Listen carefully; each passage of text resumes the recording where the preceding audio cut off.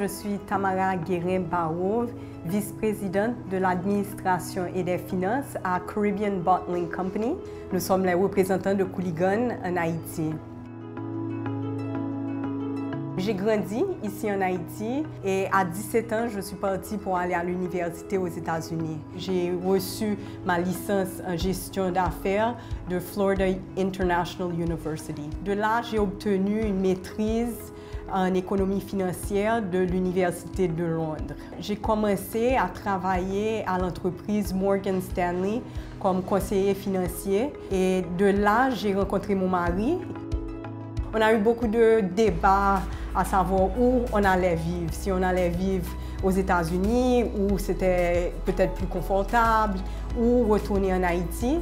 Et je me suis dit qu'il y aurait beaucoup moins de conséquences si moi, je laissais mon travail à Morgan Stanley et que je rentrerais en Haïti, que si lui, il devait fermer son entreprise et possiblement avoir à licencier entre 20 et 25 personnes. Je dois vous avouer que je suis heureuse d'avoir fait cette décision-là.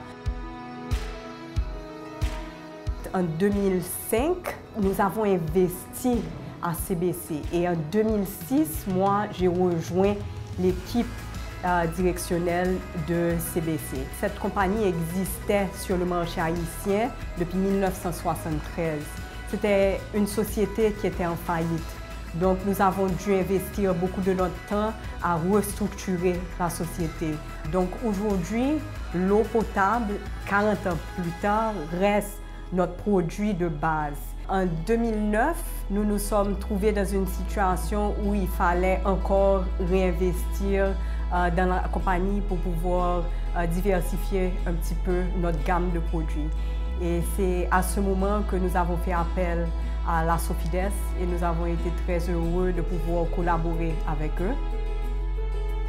CBC a évolué et a ajouté d'autres types de boissons à leur portefeuille. Donc là, nous avons des jus, nous avons aussi une ligne de thé glacé et nous avons un pipeline de nouveaux produits que nous espérons lancer bientôt pour pouvoir concurrencer des produits importés.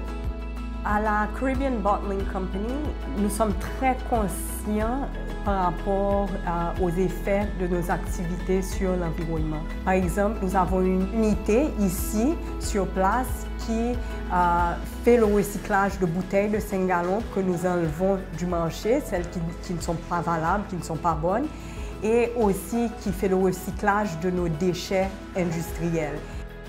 Depuis 2009 à nos jours, nous avons eu une très belle performance où nous avons vu des croissances au niveau de nos ventes de plus de 30% par année. Nous arrivons à un chiffre d'affaires qui est 10 fois ce que notre chiffre d'affaires était en 2009. Je suis fière aussi que nous soyons parmi les 25 plus grands contribuables ici en Haïti. Et nous avons une merveilleuse équipe de à peu près 400-410 personnes là en train de collaborer avec nous. C'est un très grand honneur pour moi de recevoir ce prix Michel César Jumel parce que pour moi, Madame Jumel est une femme qui a su exceller dans tous les aspects de sa vie, que ce soit en tant que mère, que ce soit en tant qu'épouse, que ce soit en tant que professionnelle, que ce soit à travers ses œuvres sociales. C'était vraiment une femme exceptionnelle qui a laissé un héritage très riche à la société. Et c'est dans cette optique, en fait, qu'en 2008, je me suis engagée et j'ai participé dans la création de la fondation YWCA Haïti. Je me suis mise ensemble avec un groupe de jeunes femmes très dynamiques et depuis 2008, nous sommes en train de travailler à renforcer les capacités des filles et des jeunes femmes pour qu'elles puissent assumer leur rôle dans la société en tant que leader et qu'elles puissent créer ces changements-là. Donc, j'espère que je vais continuer à m'inspirer. Peut-être un jour, laisser un héritage aussi riche que celui que Michel a laissé à notre société, je pense que ce serait une chose merveilleuse.